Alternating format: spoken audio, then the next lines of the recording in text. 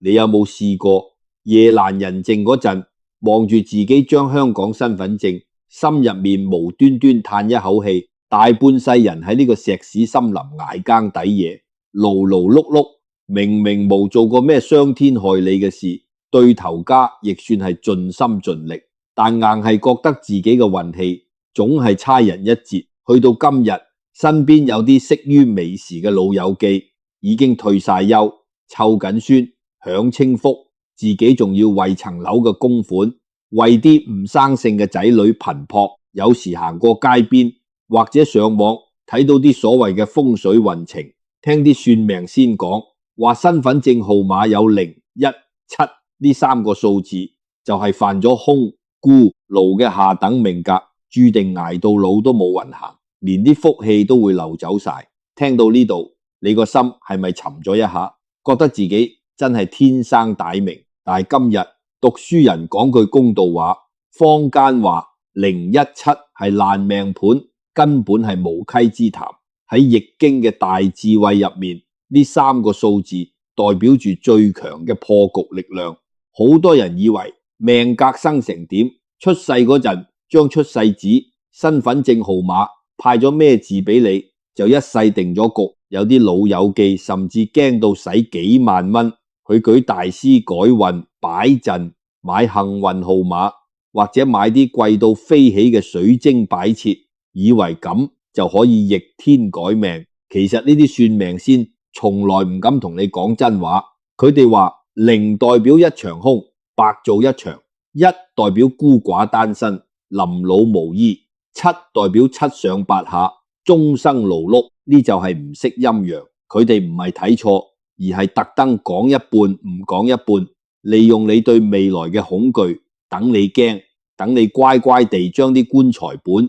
養老金攞出嚟課金。如果佢一早話你聽，你個命格根本唔使改，只需順勢而為，佢仲邊有生意做？風水古籍梅花易，素有云：萬物皆有數，數之極，乃變之始。呢句文言文點解？即係話宇宙間所有嘢都可以用數字去理解同推演。當一個數字或者一種處境去到極端，去到谷底，就係命運發生大轉折、大反彈嘅開始。原來你以為嘅絕境或者辛苦，喺古人眼中正正係氣場即將大翻身嘅黃金契機。數字從來都冇分吉凶，只係睇你擺喺咩位置，點樣去引導佢嘅氣場。講起梅花易數嘅作者北宋大儒邵雍，佢當年喺洛陽起卦，從來唔使睇人八字，亦唔使鋪張擺陣，佢淨係憑住對周遭事物嘅細微觀察，聽人敲門敲幾多下，或者見到有幾隻雀仔喺梅花樹上面打交跌落嚟，攞個數字就可以推演到成件事嘅氣數走向。邵雍明白，數字只係天地磁場嘅一個代號，真正決定命運走向嘅係人點樣去應對嗰一刻嘅變數。幾百年之後嘅規律擺喺今日嘅香港一樣行得通。而家就喺香港，我講個真實例子俾大家聽。深水埗大南街以前有個開五金鋪嘅老街坊叫陳伯，陳伯今年60幾歲，佢將身份證正正就係齊晒0、1、7。前幾年街鋪生意難做，佢轉型又失敗，砸死咗成堆貨，屋企啲仔女又各有各忙，有時返嚟食餐飯都嗌大交，日日家宅不寧。佢去咗黃大仙附近，個個所謂大師睇相，大師一睇佢張身份證，猛搖頭，話佢命大孤勞，今年仲要犯太歲，叫佢俾3萬蚊買個咩泰國古法轉運珠，仲要喺屋企擺個咩7星陣。陳伯嗰陣時心急，病急亂投醫，真係俾咗錢，結果呢，生意繼續差，轉運珠冇幫佢帶嚟新客，自己仲因為日日睇住個7星陣，心緒不寧，激到血壓高，入咗幾次醫院。講到呢度，其實我自己都諗咗好耐，點解啲轉運珠冇用？點解風水陣救唔到佢？後來陳伯機緣巧合，透過朋友到我一上到佢屋企睇，呢個格局其實唔應該咁講先啱，唔係個數字格局有問題，係陳伯自己屋企嘅理氣同埋佢個心氣塞住咗。佢為咗擺嗰個大師教嘅風水陣，將客廳唯一一扇入陽光嘅大窗，用個大木櫃遮住咗一半，搞到成間屋暗沉沉、翳焗到冤。我同佢講，唔好再戴嗰啲不知所謂嘅轉運珠，亦唔好再迷信嗰個令你屋企暗無天日嘅陣。我教佢用易經嘅思路，重新理解自己嗰幾個數字嘅真正力量，跟住叫佢翻去將屋企客廳嗰個擋住晒光線嘅舊木櫃移走，清走啲雜物，疏通屋內嘅風水理氣，就好似你部手機電量見紅一樣。好啦，呢個比喻可能唔夠貼切，但個道理係咁嘅道理。你部機明明仲有極高嘅效能，但因為個系統太多後台垃圾程式，即係陳伯嘅焦慮、執念同嗰啲無謂嘅風水擺設，搞到部機發熱，死機喐唔到。風水同玄學嘅運作機制，從來都係環境同數字嘅暗示，影響你嘅心境與氣場，最終反映喺你嘅命運同財運上。陳伯聽我講，清空咗個客廳，將個心結打開，每日朝早見到陽光入屋，空氣流通，個人鬆咗，面色都好睇咗。結果唔夠半年，氣場一轉，佢原本砸死咗嗰批舊五金貨，無端端有個東南亞客成批要晒，同個仔嘅關係亦因為佢放低咗嗰種老豆點都啱自己好苦命嘅執念，大家反而有傾有講，成個家宅嘅氣氛完全唔同晒。命運嘅死結從來唔係綁喺身份證上面，而係綁喺你個心度，解得開爛牌都可以打出王炸。今日講咗點解算命先要呃你，點解你唔應該因為身份證有017而自怨自艾。但你可能仲會問，咁究竟0喺我命入面，如果唔係代表一場空，咁究竟代表咩？其實身份證入面有0嘅人，手握住一個吸納財氣同福氣嘅無形聚寶盤，但好多人一世都未開啟過呢個秘密，分分鐘係你下半場翻盤嘅關鍵。好多老友記同我講，飛哥，我張身份證個把位硬係有個0字喺度，之前去睇相，個師傅一見到個0字就猛搖頭，話我呢世人注定臨老得個吉，勞碌半生，最後乜都捉唔住，一場空。每次聽到呢啲說話，我都會笑笑口，反問返佢哋一句，你記唔記得香港70、80年代，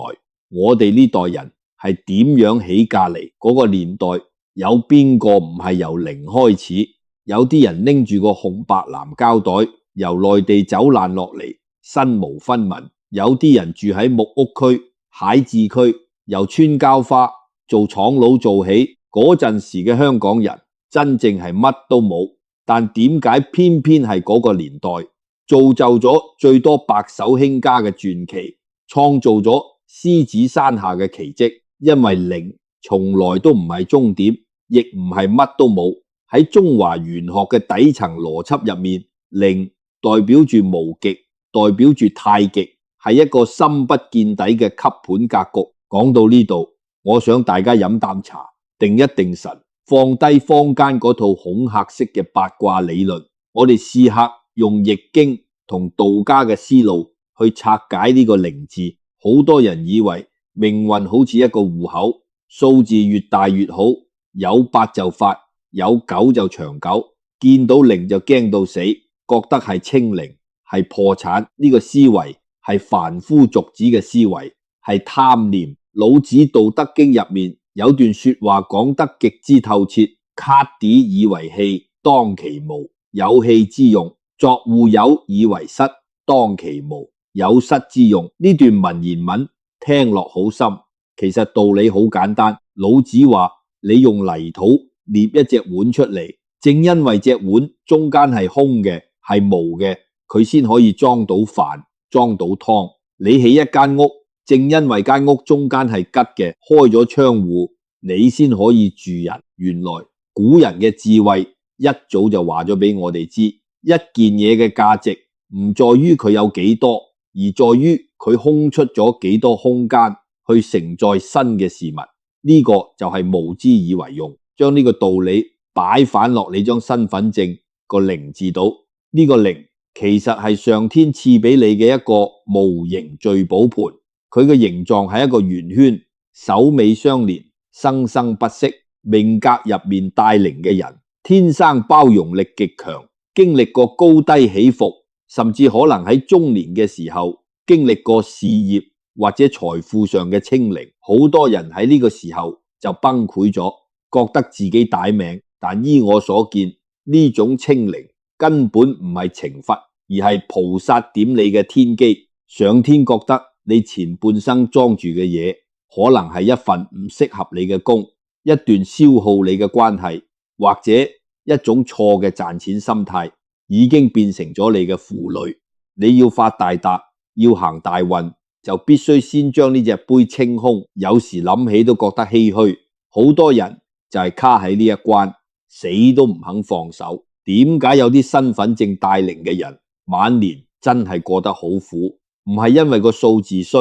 而係因為佢哋唔識得用呢個吸盤。零係一個吸盤，你俾咩佢，佢就吸咩。如果你個心入面充滿住怨恨，充滿住對過去輝煌嘅執着，日日怨天尤人，怨點解我以前咁風光，而家咁霉，點解個天咁唔公平？咁你個領就會瘋狂咁吸納呢啲負面氣場。中醫養生成日講氣血不通，百病叢生。當你個心被呢啲怨氣塞滿，你嘅氣血就會停滯，反映喺身體上就係周身痛、血壓高、失眠；反映喺風水上就係你成個人嘅磁場變到好翳焗，貴人見到你都掉頭走，財神爺想派錢俾你都抖唔到掟放。呢個時候，就算你屋企擺滿貔貅金蠶，都係無補於事，因為你自身個聚寶盤已經裝滿咗垃圾。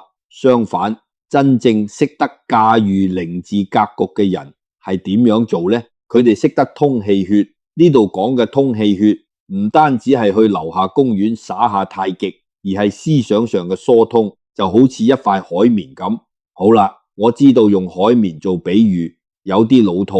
但係最貼切不過。一塊索滿咗污糟水嘅海綿，你點樣令佢吸清水？唯一嘅方法就係用力將啲污糟水擠走。命格有零嘅人，下半場要行運，第一件事要做嘅就係斷捨離。唔單止係扔走屋企10年都唔着一次嘅舊衫，清走床下底封塵嘅雜物，呢啲係實體空間嘅清零，對改善家宅風水有立竿見影之效。更重要嘅係扔走心入面嘅執念，原諒曾經呃過你嘅拍檔，唔係因為佢啱，而係因為你唔想再用自己嘅福氣去為佢嘅錯買單，接受仔女唔聽話嘅現實。兒孫自有兒孫福，放手由得佢哋。當你真正做到心境上嘅零，你成個人嘅氣場就會變得通透輕盈。當一個零字命格嘅人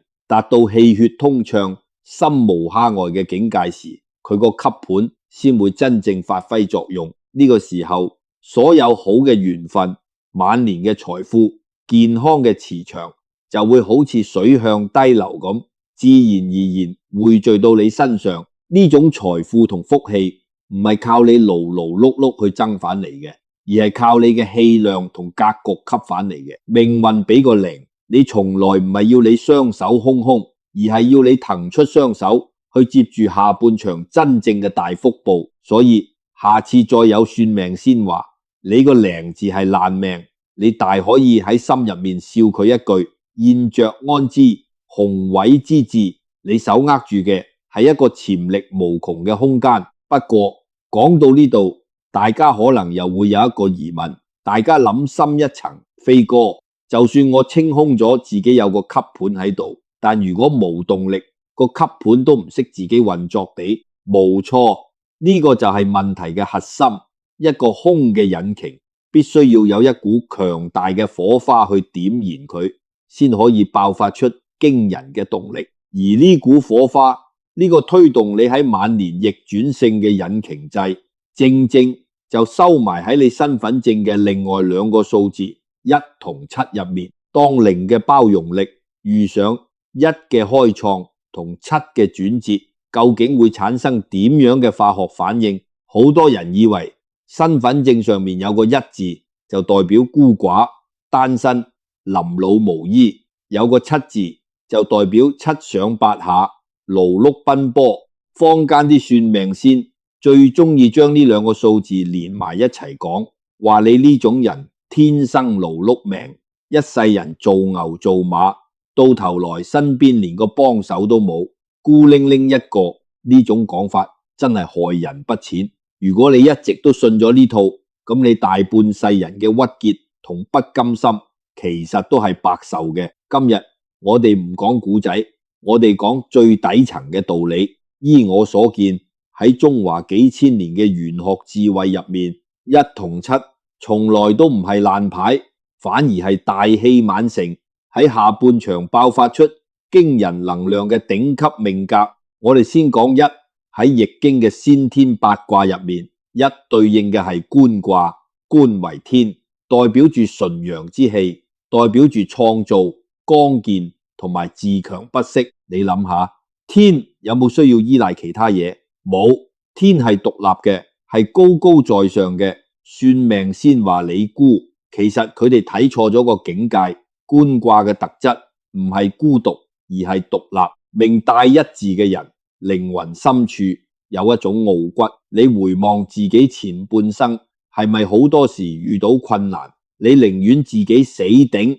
咬緊牙關捱過去，都唔肯低聲下氣去求人？係咪？好多時身邊嘅人唔理解你嘅決定，你就算心入面委屈，都係會一意孤行。呢種性格喺年輕嘅時候，的確會令你食好多苦頭，會令你覺得自己好似孤軍作戰咁。因為龍係唔會同啲魚毛蝦蟹一齊游水嘅。易經官卦嘅第一爻叫潛龍勿用，即係話你喺實力未夠、時機未熟嘅時候，你只可以潛伏喺水底，默默忍受孤獨。講到呢度，我希望你真係聽得入耳。你前半生嘅所謂孤獨，其實個天唔係要折磨你，唔應該咁講先啱。個天係要磨練你嘅定力，上天要你喺冇人幫嘅情況下，練就出一身刀槍不入嘅本領。當你捱過咗潛龍嘅階段，去到晚年，你累積嘅智慧同抗壓能力就會變成飛龍在天。到時你唔需要再去迎合任何人，你本身就係一個強大嘅氣場中心，自然會有真正賞識你嘅貴人埋你身。講完1，我哋再講7。7呢個數字喺易經入面更加有意思，佢對應嘅係艮卦，艮為山，卦象嘅意思係指停頓、靜止、阻礙。聽到呢度，你可能又會心一沉，飛哥，你都話係阻礙啦，咁咪即係黑氣纏身咯。呢度就係最精彩嘅反轉。好多人一世人都喺度盲目衝刺，以為行得越快就越好，但易經話俾我哋知，事物發展到一定階段，必須要止。易經有云：近其背，不獲其身；行其庭，不見其人。呢句深奧嘅古文講緊一種極高嘅養生同處世哲學，意思係話你要識得喺適當嘅時候停低落嚟，收攝自己嘅心神，唔好再被外界嘅紛擾牽着鼻子走。命帶7字嘅人，前半生點解會覺得勞碌，覺得7上8下？因為你嘅命格本質係一座山，你需要厚積薄發，但係現實環境逼住你去做一陣風，逼住你不停咁轉工轉行，為生活奔波，你違背咗自己嘅本性，當然會覺得身心俱疲。7唔係代表你要勞碌一世，而係代表你嘅人生必定會經歷一個巨大嘅停頓或者轉折點。呢個轉折點可能係一場大病、一次中年失業，或者一段關係嘅結束。表面睇係一個難關，但其實係命運強行停你，逼你重新思考下半場嘅路。三係要用嚟攀登嘅，你前半生每行錯一步，每跌一跤，都係喺度為你自己堆砌緊呢座山。當你去到50、60歲，呢座山終於成形，你企喺山頂望落去，以前覺得好難搞嘅小人，好糾結嘅恩怨，而家喺你眼中全部都只係山腳下嘅一粒微塵。好啦，而家我哋將前面講嘅0同今節課講嘅17拼埋一齊，你就會睇到一個極之完美嘅風水佈局。大家記唔記得以前揸棍波車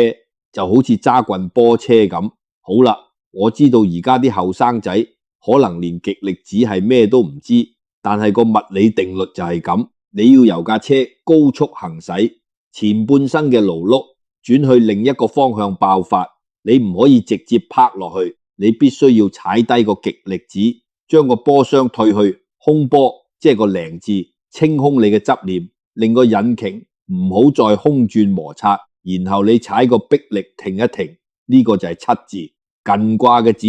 俾自己一個喘息同反思嘅空間，最後你入反過一波。官卦嘅開創，大家都知一波嘅扭力係最大嘅，你一踩油，架車就會以最強嘅爆發力衝破所有障礙。呢個就係017頂級命格嘅真正運作機制。佢唔係教你認命，而係教你點樣喺絕境之中利用空去包容，利用止去縮力，最後利用獨去開創。其實講真，我有時望住啲香港嘅老友記，會戥大家心急。你哋明明手握住一副極靚嘅牌，偏偏被啲江湖術士嚇到日日愁眉苦臉。你哋要知道，你前半生食過嘅苦，流過嘅眼淚，全部都係為咗下半場嘅大爆發做緊準備。真正嘅大運從來唔係一出世就順風順水，而係喺絕路之中識得停低，清空自己，然後以無比嘅傲骨再行出自己嘅路。如果你睇到呢度，心入面有啲嘢喐咗一下，覺得自己大半世人嘅委屈終於得到釋懷，不妨留低嗰種感覺，喺留言度寫低一句對自己嘅肯定，唔使講俾我或者其他人知。呢個係你同自己和解嘅儀式。不過就算你而家明白咗自己嘅命格有幾把炮，都唔好開心得太早，因為有好多擁有呢種頂級格局嘅人，明明大運已經殺到埋身，但臨老都係百病纏身，家宅不寧。點解會咁？因為佢哋嘅身體同埋佢哋住緊嗰間屋塞住咗。如果你嘅氣血唔通，風水有病，個引擎再靚都係發動唔到。你有冇發覺身邊有啲同年紀嘅老友記，明明大半世人辛辛苦苦供甩咗層樓，仔女又結晒婚，理應係收成期嘆世界嘅時候，但佢哋偏偏喺呢個最需要享福嘅階段，身體無端端出晒事，一係就周身骨痛，血壓飆升，一係就成日無名火起，同老伴或者新抱日日家宅大戰。每次去探呢啲朋友，一入佢屋企門口，你就會感覺到一股好沉重、好翳焗嘅氣場。明明間屋有窗有陽光，但硬係覺得唞唔到氣。呢啲老友記最中意同人怨，唉，我呢世人就係歹命，身份證生得差，勞碌半生，臨老都係無福消受，真係風水唔好。講真，每次聽到呢啲說話，我心入面都覺得好嘔。點解好日不見，一見面就淨係得個怨字？佢哋怪張身份證，怪間屋風水差，甚至走去怪啲祖先冇保佑。但係今日我要踢爆一個玄學界最大嘅盲點，風水同人體氣血從來都係相通嘅。放低歹命嘅執念，心結一解，氣血通暢，你屋企嘅風水病自然會不藥而癒。好多人以為所謂睇風水就係睇客個大門向邊度，梳化擺邊個位，或者買隻幾千蚊嘅銅龜擺喺窗台化煞，出面啲算命先風水師最中意教你呢啲，點解？因為有嘢賣俾你，有實體陣法幫你擺，佢哋先收得你錢。但係呢啲師傅絕對唔敢話你知一個殘酷嘅真相。如果你自己本身個氣血係衰敗嘅，係充滿怨毒嘅，你擺幾多百萬嘅風水陣落去，都只係白嘥心機。風水古籍藏經入面有句總綱：氣成風則散，界水則止。古人聚之使不散，行之使有止，故謂之風水。呢句文言文，平時啲大師只會用嚟幫人睇陰宅或者大樓選址，但其實將呢套理論擺落人體身上，一樣係至高無上嘅智慧。人體就係宇宙間最精密嘅一個風水局，氣就係你嘅心態同生命力。當你日日覺得自己歹命，成日唉聲嘆氣嗰陣，你身體入面嗰股先天真氣就會俾你口中噴出嚟嘅怨風吹散。你諗下，一個人如果連自己條氣都唔順，又點可能順風順水？呢句說話聽落普通，但其實就係最核心嘅玄機。我哋試下用一個最實際嘅例子去睇。沙田有個退休嘅華叔，佢正正就係嗰啲成日認住自己0、1、7命格好差嘅人。佢大半生喺地盤做判頭，捱到5勞7傷，退咗休之後，佢成日留喺屋企睇個仔唔順眼，覺得新抱洗腳唔抹腳，日日喺屋企發脾氣。有次佢個仔頂唔順，偷偷地影咗張屋企相俾我睇，我一睇真係嚇一跳。華叔因為怕嘈，成日將屋企啲窗閂埋，又拉埋窗簾，為咗慳電，日頭都唔開燈，成間屋彌漫住一種極度陰沉嘅退氣。最慘嘅係華叔自己因為長期抑鬱同發脾氣，肝氣鬱結，搞到腸胃極差，面色黑秋青。點解會咁？我諗咗好耐，其實呢個就係典型嘅人病連累家宅病，就好似你屋企部冷氣機咁，唔係，應該話似個抽氣扇先啱。你個人就係屋企最大嘅嗰把抽氣扇，如果你把扇日日抽緊啲清新空氣入嚟，間屋自然生氣勃勃。但如果把扇本身積滿晒油污，生晒鏽，即係你個心充滿執念同怨氣，佢轉出嚟嘅風就全部都係霉氣。中醫講百病生於氣，玄學就講萬煞生於怨。當你個心結未解，覺得全世界都欠咗你，你嘅呼吸會變得好淺，呼吸一淺，血液循環就差，體內嘅濕氣同毒素就排唔走。喺風水磁場嘅角度嚟睇，呢啲積聚喺你體內嘅濕毒會散發出一種極低頻嘅負能量，呢股負能量會慢慢感染你身邊嘅人，令到屋企人一返到屋企就覺得暴躁，想嗌交，甚至會影響你屋企啲植物。你會發覺屋企種親咩都好快枯萎。呢啲根本唔係咩妖魔鬼怪作祟，亦唔係你張身份證大衰你，而係你自己親手製造出嚟嘅風水煞。咁要點樣化解？點樣先可以通氣血？算命先會叫你買隻貔貅，但我飛哥教你嘅係轉念。你試下由今日開始，唔好再將目光放喺我失去咗幾多，我以前幾辛苦上面。你身份證有0，代表你可以包容一切；有1，代表你可以獨立自強；有7，代表你可以隨時停低重新出發。當你明白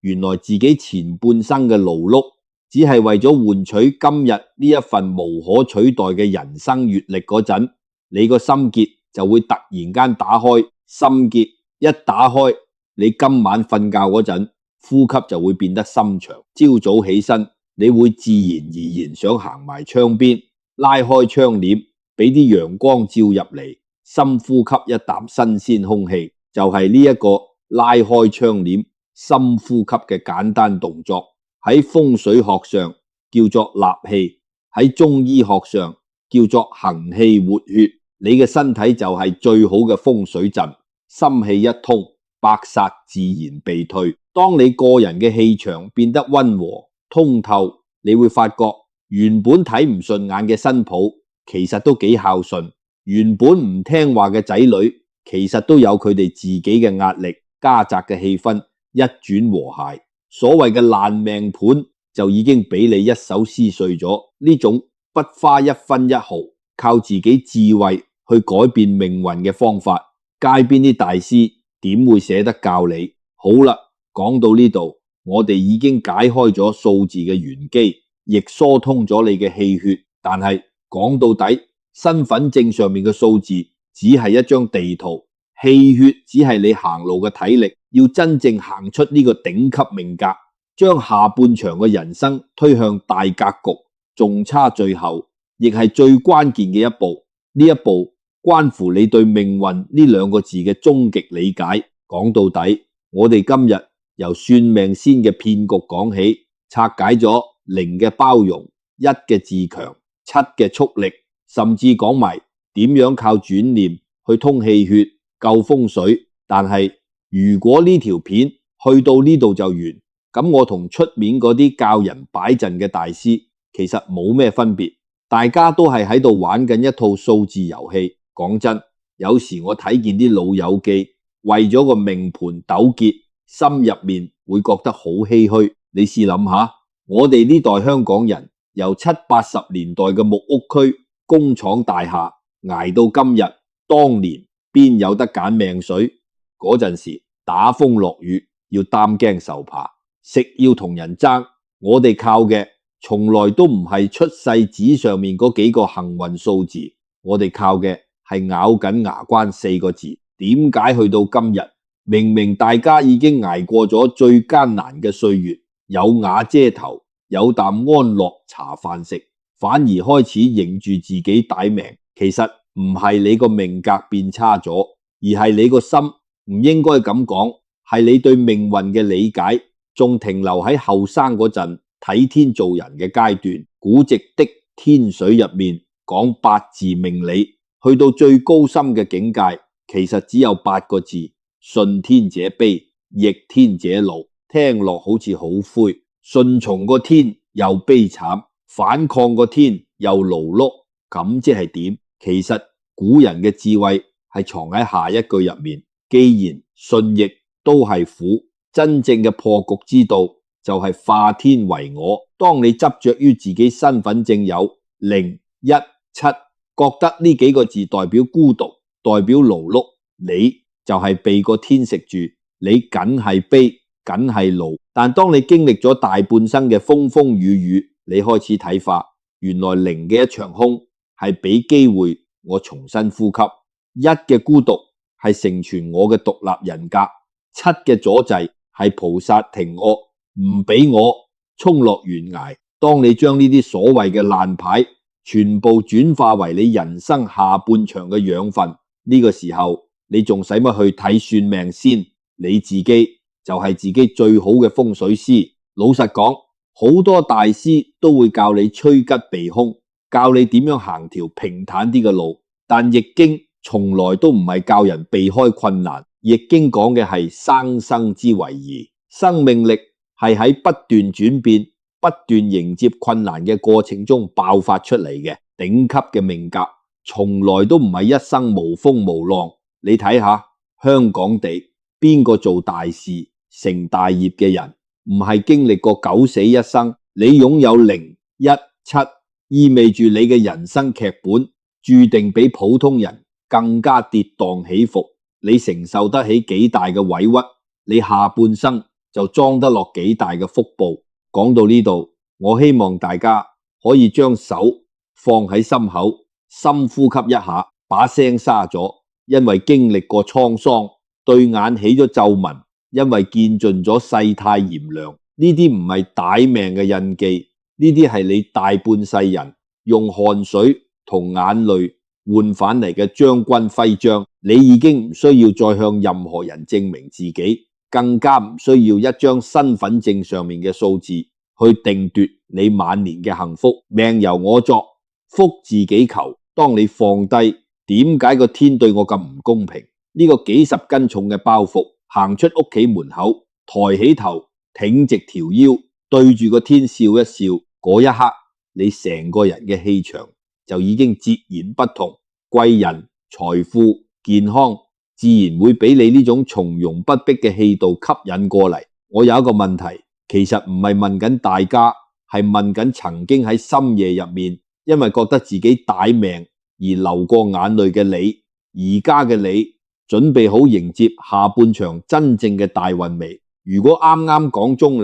你自己心入面有數就得，想講出嚟留言道見。所以下次再有江湖術士指住你張身份證，話你天生歹命，注定勞碌，你大可以頭都唔回，行出佢間鋪頭，然後去茶餐廳叫杯熱奶茶，安安樂樂嘆啖茶，因為你心入面好清楚，真正嘅天機一直都掌握喺你自己手入面，命運從來無寫死，心氣一通，處處皆是好風水。